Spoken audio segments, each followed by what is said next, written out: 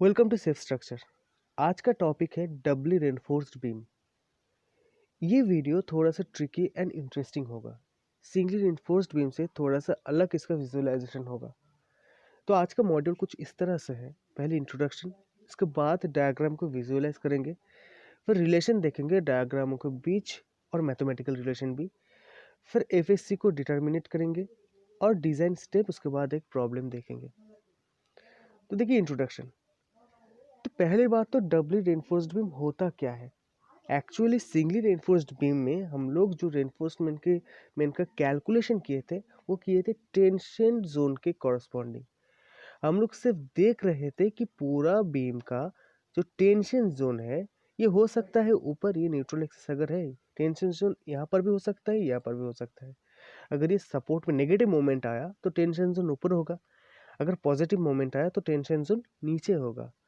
अगर tension zone में जो रेनफोर्समेंट है ये रेनफोर्समेंट का हिसाब हम लोग कर रहे थे सिंगली रेनफोर्समेंट। लेकिन डबली रेनफोर्स्ड में टेंशन जोन के साथ साथ कंप्रेशन जोन में भी हम लोग रेनफोर्समेंट प्रोवाइड करते हैं, उसी का हिसाब यहाँ पर करना है। तो वही बीम को हम लोग डबली रेनफोर्स्ड कहेंगे। यहाँ पर भी रेनफोर्समेंट, यहाँ पर भी रेनफोर्समेंट, दोनों साइड में रेनफोर्समेंट प्रोवाइड करते हैं। अब देखिए एक चीज़ मैं हम लोगों को बता दूं कि ये वीडियो देखने से पहले आप प्लीज़ जाके मेरा stress block and strain diagram वाला वीडियो देखिए आइए, क्योंकि उसका कॉन्सेप्ट यहाँ पर हर मोमेंट पे लगेगा। अगर उसका एजम्पशंस आपको पता नहीं है तो आप लोगों को तो समझने में थोड़ा दिक्कत होगा। तो प्लीज़ विजुअलाइजेशन के लिए वो वीडियो देखिए, क्योंकि उसका विजुअलाइजेशन अगर नहीं होगा तो यहाँ पर थोड़ा दिक्कत आएगा आपका। ठीक है, तो देखिए पहले बात तो ये डबली रेनफोर्स्ड बीम हम लोग कंसिडर ही क्यों करते हैं। देखिए सिंगली रेनफोर्स्ड बीम में, इससे पहले सिंगली रेनफोर्स्ड बीम के हम लोगों ने वीडियो बनाए थे, तो वहाँ पर देखा था अगर अप्लाइड जो बेंडिंग मोमेंट उसका एम्यू लिम जो होता है लिमिटिंग मोमेंट ऑफ रेजिस्टेंस से अगर ज़्यादा हो गया तो उसको हम लोग सिंगली रेनफोर्स्ड से डिज़ाइन नहीं कर पाते थे। फिर हम लोगों को डेप्थ बढ़ाना पड़ता था या उसको वैसे ही छोड़ना पड़ता था फर्दर कोई कैलकुलेशन के लिए। तो ऐसा कंडीशन हो सकता है। आर्किटेक्चरल व्यूज अगर देखो तो आर्किटेक्चर आपको बताएगा कि इस बीम का डेप्थ आपका 500 mm से ज़्यादा नहीं होगा, वो बोल देगा।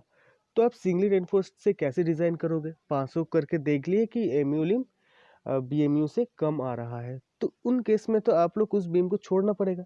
तब क्या करोगे? उस प्रॉब्लम को नालीफाई करने के लिए, उस प्रॉब्लम को ओवरकम करने के लिए हम लोगों को डबली रेनफोर्स्ड बीम का सहारा लेना पड़ता है। तो इसीलिए हम लोग डबली रेनफोर्स्ड बीम डिज़ाइन करते हैं। तो यहाँ पर एक सवाल आएगा, अगर हम लोग डबली रेनफोर्स्ड बीम में यहाँ पर एम्यूलिम से ज़्यादा रेनफोर्समेंट प्रोवाइड कर दिए टेंशन जोन पर, तो ये क्या ओवर रेनफोर्स नहीं होगा? ये बहुत ही एक इजी क्वेश्चन और बहुत ही मतलब ट्रिकी क्वेश्चन आता है इंजीनियर्स के दिमाग पे। तो हमारा आंसर यही होगा कि नहीं, ये ओवर रेनफोर्स नहीं होगा। एक्चुअली में ओवर रेनफोर्स्ड का कॉन्सेप्ट स्ट्रेन के ऊपर डिपेंड करता है, रेनफोर्समेंट के ऊपर नहीं। अगर स्ट्रेन, आप लोग उस वीडियो में, पहले वीडियो में मैंने बोला था एजम्पशंस में कि स्ट्रेन ब्लॉक का अगर ये स्ट्रेन डायग्राम है ये वाला, तो यहाँ का स्ट्रेन 0.0035 और यहाँ का स्ट्रेन अगर 0.002 plus 0.87 F Y by E S होगा, तो उस सेक्शन को हम लोग बैलेंस सेक्शन कहेंगे। अगर यहाँ का स्ट्रेन इतना और यहाँ का स्ट्रेन इतना, कब? Eight the time of failure के टाइम। अगर यहाँ का स्ट्रेन इतना और यहाँ का स्ट्रेन इससे ज़्यादा हो गया, इस स्ट्रेन से ज़्यादा हो गया, तो उसको हम लोग अंडर रेनफोर्स्ड, और यहाँ का स्ट्रेन इतना और यहाँ का स्ट्रेन इससे कम हुआ तो उसे ओवर रेनफोर्स्ड कहेंगे हम लोग। तो ये पूरा का पूरा फंडा ही स्ट्रेन के ऊपर है। हालांकि हम लोग जानते हैं स्ट्रेन डेवलप होता है इसीलिए स्ट्रेस डेवलप होता है, ये फंडा हम लोगों ने वहाँ पर देखा था। तो यही कंसिडरेशन को, यही एजम्पशंस को हम लोगों के पास सेटिस्फाई करवाने के लिए है। अगर इसको सेटिस्फाई करवा दिए तो वो ओवर रेनफोर्स नहीं होगा। तो वही चीज़ हम लोग यहाँ पर करेंगे डबली रेनफोर्स में। हम लोग मानेंगे एजम्पशन 2, ये वाला एजम्पशन और ये वाला एजम्पशन यहाँ पर ये सेटिस्फाई करेगा, तो ऑब्वियस सी बात है ये ओवर रेनफोर्स नहीं होगा। तो इसको सेटिस्फाई करवाने के लिए हमारे पास टूल्स क्या है? टूल्स है यहाँ पर, पहली बात तो हम लोग MU amount of steel provide करने के बाद जो एक्स्ट्रा मोमेंट बचेगा, मतलब बीएमयू, यहाँ पर हम लोग के पास बीएमयू ग्रेटर देन एमयू लिम हो रहा है, इसीलिए तो हम लोग डबल रेनफोर्स कर रहे हैं ना। तो mu lim amount of steel provide करने के बाद जितने अमाउंट ऑफ एमयू लिम बचेगा, जितने अमाउंट ऑफ बीएमयू अप्लाइड मोमेंट बचेगा, उतने अमाउंट ऑफ अप्लाइड मोमेंट को रेजिस्ट करने के लिए हम लोग extra amount of reinforcement tensile zone में प्रोवाइड करते हैं। अगर टेंसाइल जोन में एक्स्ट्रा रेनफोर्समेंट डाल दिए तो यहाँ पर एक्स्ट्रा टेंसाइल फोर्स जनरेट हो गया।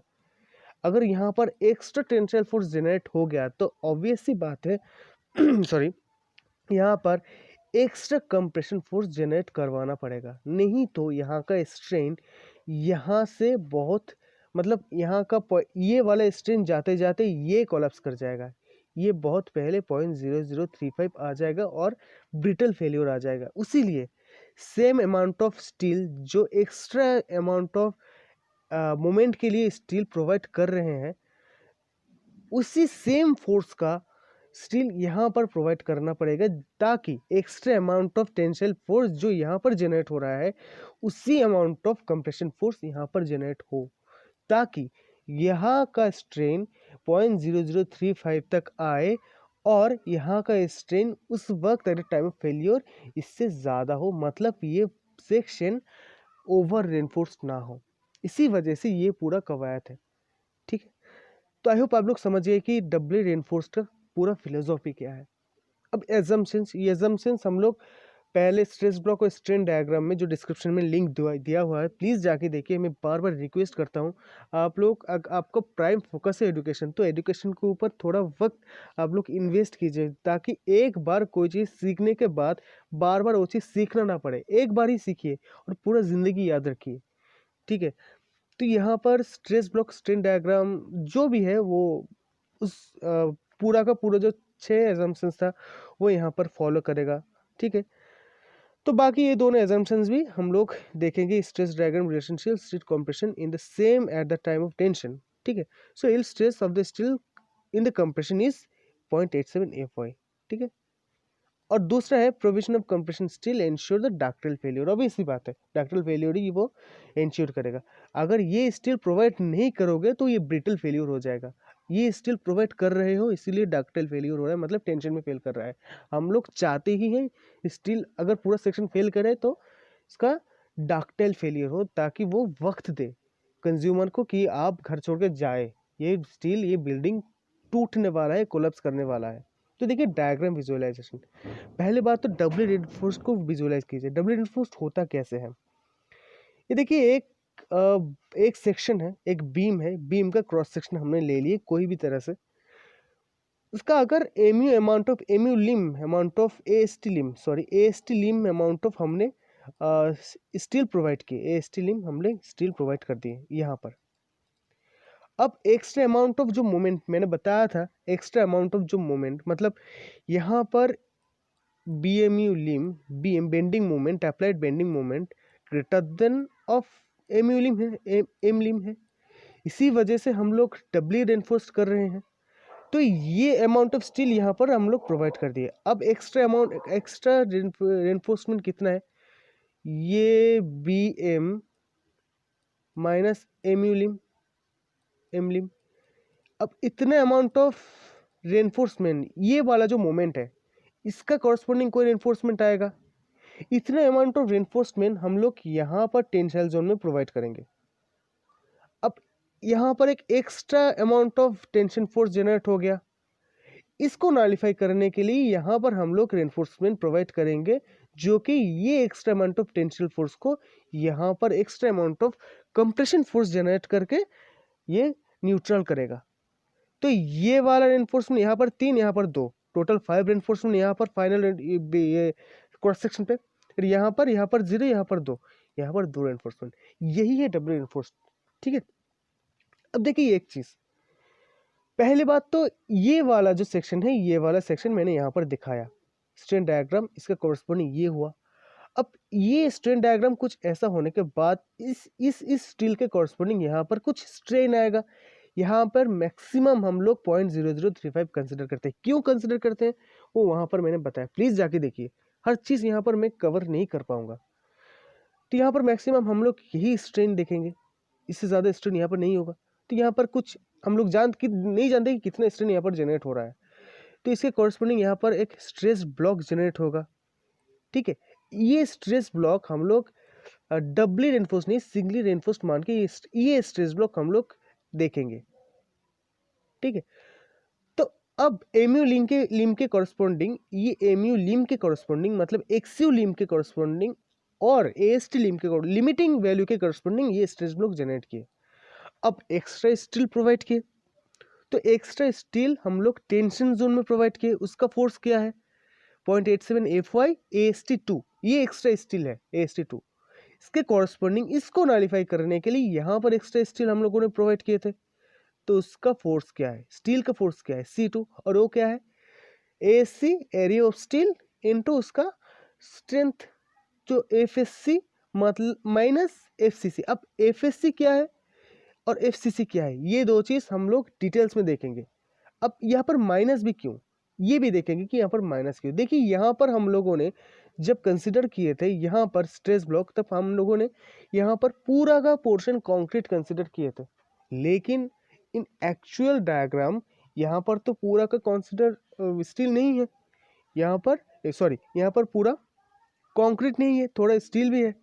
अब वो अमाउंट ऑफ स्टील हम लोगों ने कंसिडर नहीं किए थे, तो लेकिन हम लोग कंक्रीट कंसिडर कर लिए थे, तो कंक्रीट का एक्स्ट्रा फोर्स हम लोगों ने वहां पर कंसिडर किए थे, तो एक्चुअल फील्ड में तो वो नहीं है, तो वो अमाउंट ऑफ फोर्स हम लोगों को माइनस करना पड़ेगा ना, तो वही चीज हम लोगों ने किया यहाँ पर।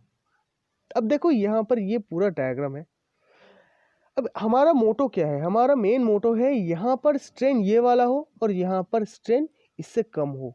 ठीक है, यही हर एक डिजाइन का बीम डिजाइन अगर करोगे ये चीज सेटिस्फाई करवा दो, डबली हो सिंगली हो टी बीम हो कुछ भी हो, ये स्ट्रेन आप लोगों को सेटिस्फाई करवाना पड़ेगा, और ये स्ट्रेस ब्लॉक स्ट्रेन डायग्राम आप लोगों को ड्रॉ करना पड़ेगा, जो इसका एरिया निकालोगे, फिर इसका एरिया से वॉल्यूम निकालोगे, और इसके साथ ये इक्विलिब्रियम में रहेगा। यही फंडा है, अगर ये चीज समझ गए ना पूरा डिजाइन हो जाएगा, बस यही चीज है। ये स्ट्रेन डायग्राम के कॉरस्पॉन्डिंग स्ट्रेस ब्लॉक आएगा, और स्ट्रेस ब्लॉक में ऊपर कंप्रेशन फोर्स इक्वल टू नीचे का टेंशन फोर्स, बस हो गया पूरा डिजाइन। अगर ये हो गया तो हो जाएगा। तो वही चीज यहाँ पर भी हम लोग देखेंगे कि ये कंडीशन अगर कंडीशन 2 और कंडीशन 6 एजम्पशन में वो सेटिस्फाई हो रहा है नहीं, अगर हो गया तो डिजाइन ओके। तो अगर देखिए हम लोगों ने यहाँ पर एक चीज बताया था कि डबली रेनफोर्स में दो मोमेंट जनरेट है, दो मोमेंट है, एक तो एमयू लिम जो हम लोगों ने यहाँ पर बताया था, और एक्स्ट्रा जो मोमेंट है वो है यहाँ पर। अब इसके कॉरस्पॉन्डिंग हम लोगों को ये चीज डिजाइन करवाना पड़ेगा। अब C2 और T2 क्या है, C2 है extra amount of tension force, और T2 और C2 क्या है extra amount of compression force. I hope आप लोग समझ गए ये चीज। अब देखिए रिलेशन कैसे जनरेट होगा। पहले का जो रिलेशन है जो एमयू लिम का, उसका रिलेशन कैसे कैलकुलेट करोगे, यहाँ से ये चीज सिंगली रेनफोर्स्ड की तरह ही है। सिंगली रेनफोर्स्ड का अगर वीडियो नहीं देखे तो डिस्क्रिप्शन में लिंक दिया हुआ है, वहां से देखिए तो सिंगली रेनफोर्स्ड का पूरा फंडा समझ आएगा। तो वहां पर क्या किया था, C1 इजिकल टू T1, ये सिंगली रेनफोर्स्ड की तरह ही है, हम लोग सिंगली रेनफोर्स्ड की तरह से ही मानेंगे इसे। तो यहाँ पर सिंपली हम लोग C1 is equal to T1 consider किए थे। अब C1 कितना है T1 कितना है वो इस वीडियो में नहीं दिखाएंगे, क्योंकि वीडियो बहुत ही लंबा हो जाएगा। तो इसके लिए आप लोग प्लीज वीडियो देखिए, प्लीज देखिए सिंगली रेनफोर्स्ड और वो वीडियो। तो यहाँ से हम लोगों ने C1 और T1, C1 is equal to T1 calculate करके पूरा सिंगली रेनफोर्स्ड का कैलकुलेशन, यहाँ तक हम लोगों ने सिंगली रेनफोर्स्ड का कैलकुलेशन कर लिए, एमयू लिम तक। ये एमयू लिम भी हम लोगों ने सिंगली रेनफोर्स्ड में किए थे। अब यहाँ पर हम लोगों ने कुछ एक्स्ट्रा स्टील टेंशन फोर्स में डाला है, एक्स्ट्रा स्टील यहाँ पर प्रोवाइड किए। अब ये एक्स्ट्रा स्टील के लिए एक्स्ट्रा फोर्स जनरेट हो रहा है ना। अब ये एक्स्ट्रा फोर्स अगर जनरेट हो गया है तो इसका कॉरस्पॉन्डिंग एक्स्ट्रा फोर्स यहाँ पर भी जनरेट होगा। तो ऑब्वियस सी बात है, ये T2 इक्वल टू C2 होना पड़ेगा, तभी ये जाके इक्विलिब्रियम में रहेगा। तो वही चीज़ ये C2 इक्वल टू T2 यहाँ पर हो गया। तो C2 इक्वल टू T2 यहाँ पर होने से C2 के कॉरस्पॉन्डिंग जो फोर्स है वो ASC यहाँ पर देखिए, ASC इंटू ये, और यहाँ का फोर्स यह है। तो this one equal to this one, यहाँ से एक फोर्स। अब ये हो गया। अब नीचे का टोटल रेनफोर्समेंट कितना है? एमयू लिम से एक आप लोगों को AST मिलेगा, एमयू लिम से, ये एमयू लिम से AST लिम मिलेगा। वो AST लिम, ये वाला वो AST लिम प्लस इसके कॉरस्पॉन्डिंग, इस फोर्स के कॉरस्पॉन्डिंग एक AST मिलेगा, उसको आप AST2 बोलो। ये दोनों स्टील का समेशन होगा इस टेंसाइल जोन का रेनफोर्समेंट। ये AST है, this one plus this one, और इसका जो रेनफोर्समेंट होगा वो है इसके कॉरस्पॉन्डिंग, इसके कॉरस्पॉन्डिंग जो कंप्रेशन जोन का इस फोर्स के कॉरस्पॉन्डिंग होगा। ठीक है, अब ये मोमेंट कितना है, इस मोमेंट के तो हम लोग से डबल से सिंगल रेनफोर्समेंट देख लिए कि इसका मोमेंट कितना आता है। अब इसका मोमेंट कैसे कैलकुलेट करोगे? देखिए ये जो डिस्टेंस है, ये distance D dash minus D minus D D dash. अब ये डी क्या है? Overall depth. ठीक है, डी माइनस डी डैश, ये ओवरऑल डेप्थ नहीं, एक्चुअली इफेक्टिव डेप्थ है। अब ये डी डैश क्या है? ये डी डैश है सिंपली आप लोगों का जो ऊपर टॉप पार्ट से, मतलब यहाँ से यहाँ तक का डिस्टेंस, देखिए ये वाला। ठीक है, अब ये पूरा जो डिस्टेंस है ये आप लोगों ने, हम लोगों ने ये डी डैश कैलकुलेट कर लिए। ठीक है, अब ये वाला चीज़ कैलकुलेट करने के बाद ये डी होगा, छोटा डी। ठीक है, ये थोड़ा गलत हो गया, ये छोटा डी होगा, छोटा डी, सॉरी। ठीक है, अब डी माइनस डी डैश ये हो गया। अब ये हो गया इसके लीवर आर्म, यहाँ से यहाँ तक का डिस्टेंस लीवर आर्म हो गया। तो हम लोग मोमेंट mu2 कैसे करेंगे? फोर्स क्या होगा? C इंटू लीवर आर्म, है ना, फोर्स इंटू उसका परपेंडिकुलर डिस्टेंस। वही चीज़ ये है उसका फोर्स, ये इसका फोर्स, इसके कॉरस्पॉन्डिंग इसके रेस्पेक्ट में, ये पॉइंट के रेस्पेक्ट में अगर मोमेंट निकाले तो ये फोर्स इनटू इसका जो लीवर आर्म, ये वाला जो डिस्टेंस, वही AST2। अगर इसके कॉरस्पॉन्डिंग ये कंप्रेशन जोन के कॉरस्पॉन्डिंग निकाले तो ये वाला फॉर्मूला देखिए, AST2 ये फोर्स T का, T2 का, और ये इसका हो गया लीवर आर्म।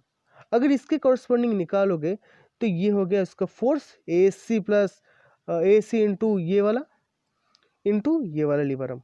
अब ये पूरा चीज़ आप लोगों को क्लियर हो गया कि पूरा डायग्राम होता कैसे है और इसका कैलकुलेट कैसे किया जाता है। अब खुद से एक बार बनाओगे तो हो जाएगा। अब यहाँ पर एक ट्रिकी पोर्शन आता है, वो है ये वाला FSC, force of stress of steel at the place of compression. Compression zone में आप लोग जो स्टील प्रोवाइड कर रहे हो उसका जो फोर्स है वो पोर्शन हो गया एक ट्रिकी पोर्शन।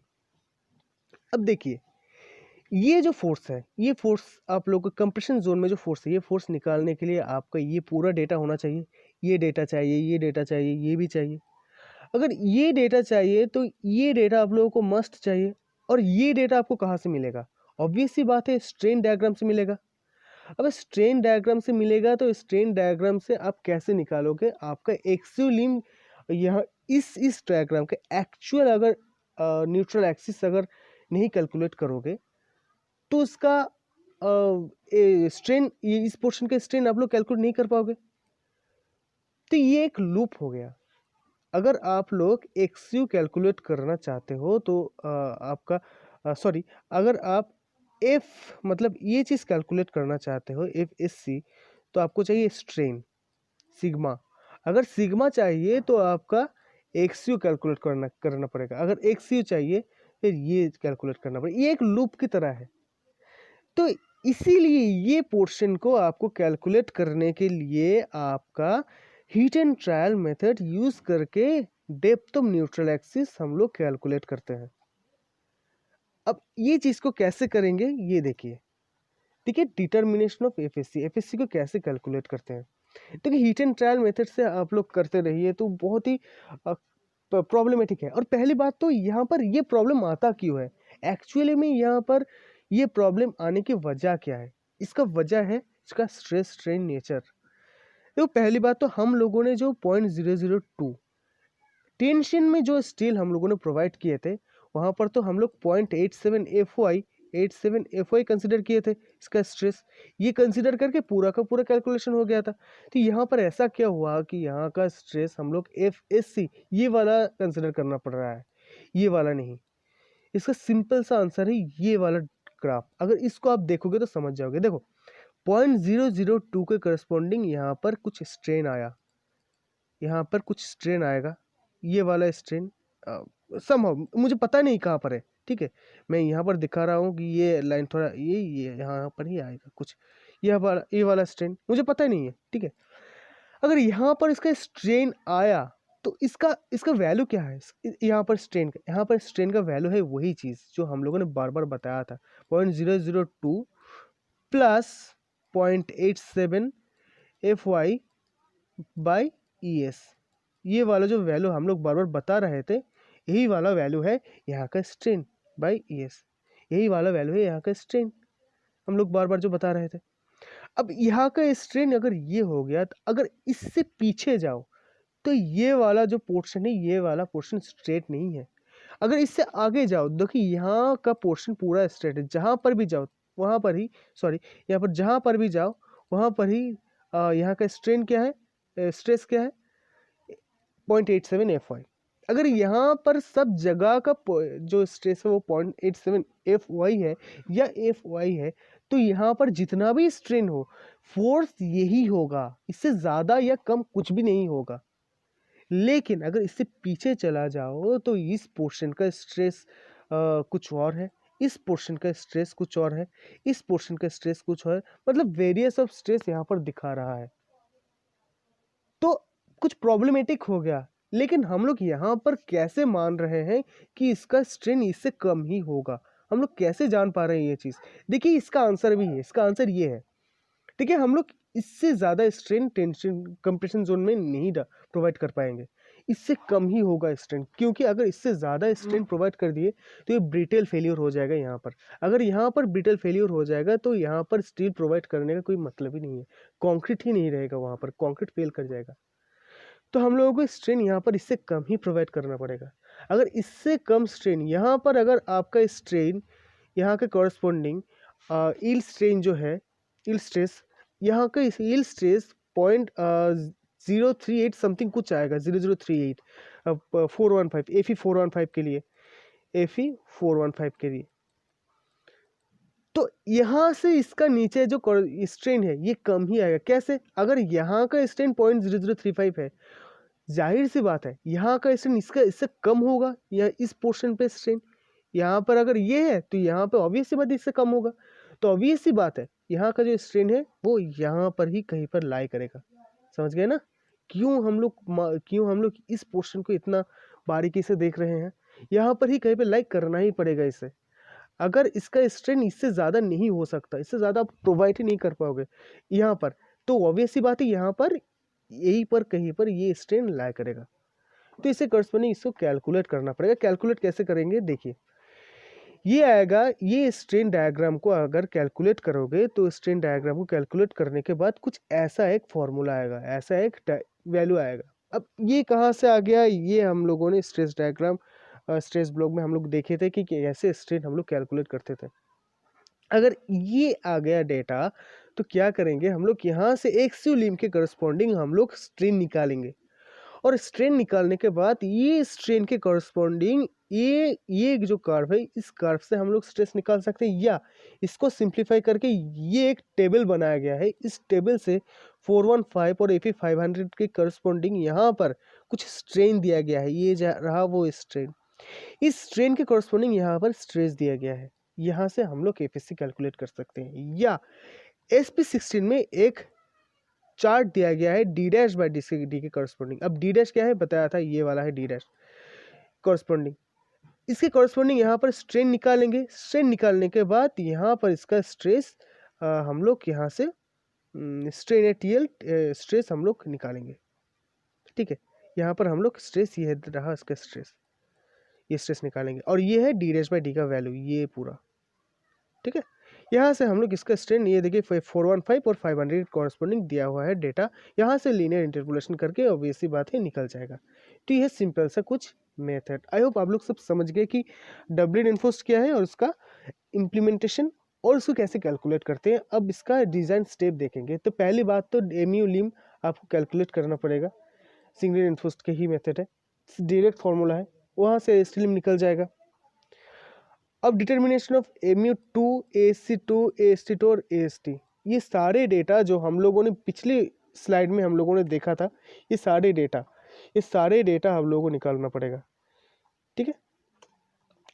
स्पेशली आप लोगों को ये ASC2 यही तो आप लोगों को चाहिए ना। अब चेक कीजिएगा मिनिमम रेनफोर्समेंट और मैक्सिमम रेनफोर्समेंट कितना प्रोवाइड कर रहे हो और कितना चाहिए, ठीक है। और to select the number of diameter of bars from known value of ASC और STD, ये तो जानना पड़ेगा। अब देखिए यहाँ पर एक चीज़, ये AST टेंशन में आप लोग मैक्सिमम AST ये प्रोवाइड कर पाओगे, इससे ज़्यादा नहीं। अब यहाँ पर तो AST लिम का प्रॉब्लम नहीं है, तो फिर भी क्यों एक मैक्सिमम वैल्यू दिया हुआ है। इसका सिंपल सा आंसर है कॉम्पैक्शन। अगर जब कॉन्क्रीटिंग करोगे तो कॉन्क्रीट आपको डालना पड़ेगा ना, तो वो कॉन्क्रीट अंदर जा नहीं पाएगा अगर ज़्यादा इन्फोर्समेंट अगर प्रोवाइड कर दिए। तो ASC पे ही मैक्सिमम इतना रेनफोर्समेंट अगर आप डाल पाओगे, और ASC पे मिनिमम आपका इतना रेनफोर्समेंट आपको डालना पड़ेगा, ठीक है। चलिए तो प्रॉब्लम देखते हैं। ये एक प्रॉब्लम है, डिजाइन ऑफ सिंपली सपोर्टेड, एक सिंपली सपोर्टेड बीम दिया हुआ है, सिंपली सपोर्टेड बीम जिसका लेंथ है ये। अब इसको सब्जेक्टेड टू इम्पोज लोड ये है, और beam dimension to other B का दिया हुआ है, डायमेंशन डी का दिया हुआ है, और M22 Fe415 दिया हुआ है। अब इसको कैलकुलेट कैसे करेंगे, देखिए डेड लोड कैलकुलेट कीजिएगा। डेड लोड कैलकुलेट करने का सिंपल फंडा है, ये B इंटू डी, क्योंकि ये कुछ ऐसा हो गया बार, ये है इसका B, ये है इसका, ये है B और ये है इसका D, तो इसका एरिया इनटू इसका यूनिट वेट है कंक्रीट का RCC पे 25, T हो गया 25.25 किलो न्यूटन पर मीटर। ये कौन सा लेंथ है, ये पर मीटर का लेंथ, ये लेंथ ये वाला लेंथ है, इसीलिए हम लोग हर मीटर पे ये वाला लोड है, ये बीम का लॉन्गिट्यूडनल डायरेक्शन पे हर मीटर पे ये वाला वेट है। अब इम्पोज लोड मतलब लाइव लोड मान लीजिए, लाइव लोड ये दिया हुआ है, टोटल लोड निकल जाएगा। अब इसका मोमेंट निकालने का 1.5 से फैक्टर कीजिएगा, सिंपली मोमेंट निकल जाएगा। सिंपली सपोर्टेड पे मैक्सिमम मोमेंट जितना है वो है। अब मैक्सिमम मोमेंट ही क्यों कंसिडर करते हैं, क्योंकि अगर मैक्सिमम में ये पास कर जाएगा तो सब में इसका सेफ रहेगा। अब देखिए डी रेस हम लोग एज्यूम करते हैं, और डी हम लोग डी रेस के कॉरस्पॉन्डिंग डी निकल जाएगा। अब डी निकलने के बाद एज्यूम करने के बाद एक्सयू लिम बाई डी आप 456 से भी मिल जाएगा, और आप लोग खुद से कैलकुलेट करना चाहो तो वो स्ट्रेस ब्लॉक स्ट्रेन डायग्राम में कैलकुलेशन कैसे करते हैं वो डायग्राम से हम लोग निकाल सकते हो। तो ये स्पेसिफिकेशन से निकालोगे तो एक्सयू लिम मिल जाएगा। अगर एक्सयू लिम मिल जाए तो एमयू लिम भी मिल जाएगा आप लोगों के पास। एमयू लिम कॉन्क्रीट के कॉरस्पॉन्डिंग ही आपको निकालना पड़ेगा। क्यों निकालना पड़ेगा, इसके लिए भी हम लोगों ने बताया था कि क्यों निकालना पड़ता है। तो वहाँ से आप लोग सिंपली AST लिम दूसरी जगह से आप लोग निकल पाओगे, या AST का एक सिंपली फॉर्मूला है AST लिम का, AST निकालने का, वहाँ से AST का मैंने सिंगल इन्फोर्समेंट बता दिया, डायरेक्ट फार्मूला है, वो डायरेक्ट फार्मूला से भी निकल पाओगे। ये देखो कॉम्प्रेशन के कॉरस्पॉन्डिंग ये फार्मूला है, वहाँ से आप लोग AST लिम निकाल रहे हो, ठीक है। एक्सयू लिम दिया हुआ है, ठीक है, एक्सयू लिम दिया हुआ है, एमयू लिम यहाँ से निकालते हो, एमयू लिम यहाँ से निकालने के बाद ये एमयू लिम यहाँ पर डालोगे, AST लिम के कॉरस्पॉन्डिंग जो फॉर्मूला है वहाँ पर डालने के बाद AST निकल जाएगा, ठीक है। ये सिंपल से एक मैथमेटिकल कैलकुलेशन और कुछ नहीं। अब mu2 कैसे कैलकुलेट करो, देखिए एमयू लिम माइनस बेंडिंग मोमेंट जो अप्लाइड है वो माइनस करोगे, तो एक्स्ट्रा अमाउंट ऑफ मोमेंट है वो ये हो गया। अब ये एक्स्ट्रा अमाउंट ऑफ मोमेंट आपको कैसे ये एक्स्ट्रा अमाउंट ऑफ मोमेंट को आप रेजिस्ट कर पाओ, वही देखने की चीज़ है। अब ये एक्स्ट्रा अमाउंट ऑफ मोमेंट आप कैसे कैलकुलेट करोगे, देखो यहाँ पर आप लोग ये डेटा डालोगे, ठीक है, और ये तो आप जानते हो कि FI क्या है, डी डेडेस सब जानते हो, तो ST2 आराम से निकल जाएगा। अब FSC कैलकुलेट करोगे कैसे, D डैश बाई डी निकालोगे।